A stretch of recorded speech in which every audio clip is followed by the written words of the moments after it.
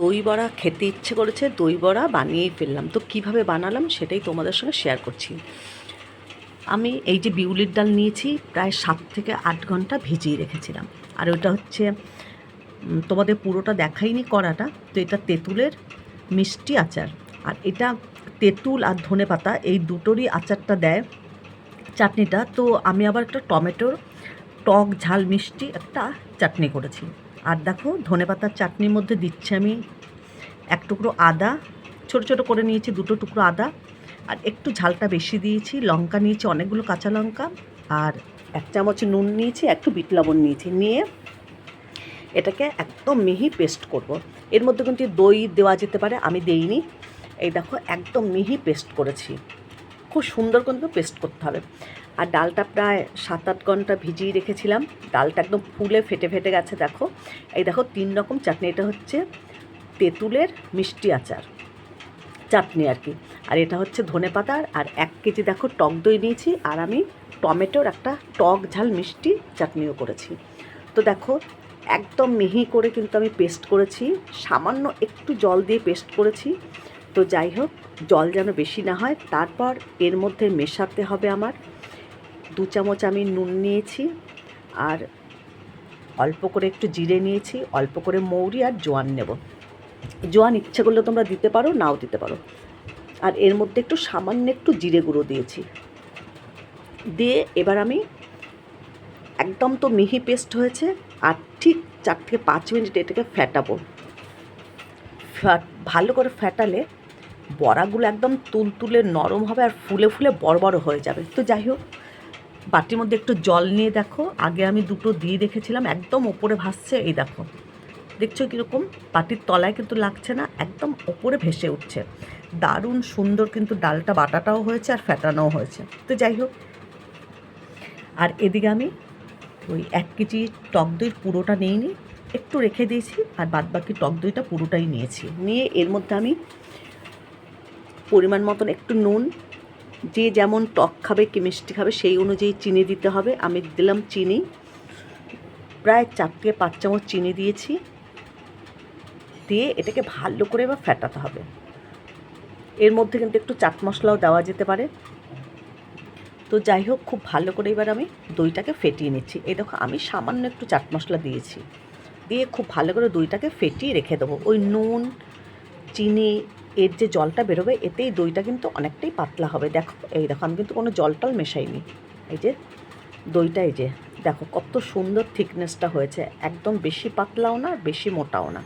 তো যাই হোক, সব কিছু রেডি করে নিয়েছি। এবার আমি কড়াই বসিয়ে দিয়েছি, আর বেশি করে কিন্তু তেলটা নিতে হবে। বেশি করে তেল নিয়ে এবার আমি বড়াগুলোকে সব ভেজে নিচ্ছি। প্রথমে বড়াগুলো আমি একটু ইচ্ছে করে ছোট দিয়েছি, দেখো কত বড় বড় ফুলে গেছে। এই বড়াগুলো প্রথমবারে বড়াগুলো একটু সামান্য ছোট করেছি, আর বাদ বাকি পরেরগুলো বড় বড় করে করব। তো যাই হোক, বড়াগুলো ভেজে ভেজে এদিকে একটা গ্যাসে আমি উষ্ণ গরম জল নিয়েছি, তার মধ্যে 1 চামচ নুন আর 1 চামচ চিনি নিচ্ছি। নিয়ে জলটা একটু নাড়িয়ে এর মধ্যে ভেজে ভেজে বড়াগুলো তুলে একটু ভিজিয়ে নেব। খুব বেশিক্ষণ কিন্তু ভিজিয়ে রাখবো না ওই গরম জলের মধ্যে। তারপরে আস্তে আস্তে জল চিপে, আবার আস্তে করে কিন্তু জলটাকে আবার চিপে চিপে রাখতে হবে। তো যাই হোক, সব বড়াগুলো এইভাবে ভেজে নেব। এটা কিন্তু প্রথম ব্যাচ হচ্ছে, পরের বড়াগুলো খুব বড় বড় করে ভেজেছিলাম। দাঁড়াও দেখাচ্ছি, এগুলো প্রথম ব্যাচের বড়াগুলো তুলে নিই।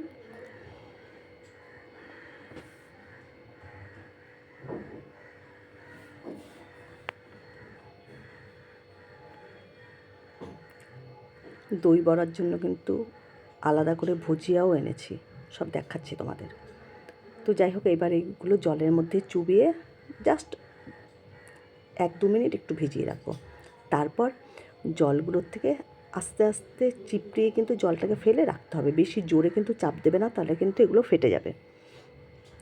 এই দেখো দ্বিতীয়বারের বড়াগুলো কত বড় বড় ফুলে উঠেছে, আর জলে দেবার পরে আরও সুন্দর ফুলে উঠবে। তো সব বড়াগুলো কিন্তু এইভাবে আমরা ভেজে নিচ্ছি।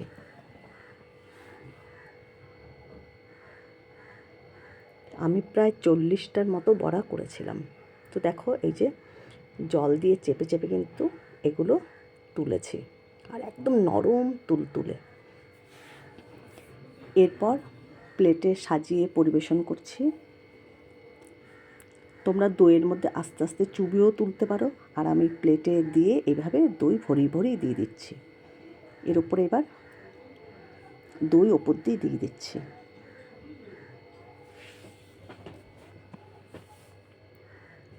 একটু বেশি বেশি করেই আমি দইটা দিচ্ছি। এবার আমি এর মধ্যে ধনেপাতার গ্রিন চাটনিটা দিয়ে দিচ্ছি। আর এই চাটনিটা এত সুন্দর হয়েছে খেতে। আমি কিন্তু রসুন ব্যবহার করিনি, তোমরা কিন্তু রসুন ব্যবহার করতে পারো এই ধনেপাতার চাটনিতে। তো যাই হোক, এই যে ধনেপাতার চাটনি দিয়ে দিলাম।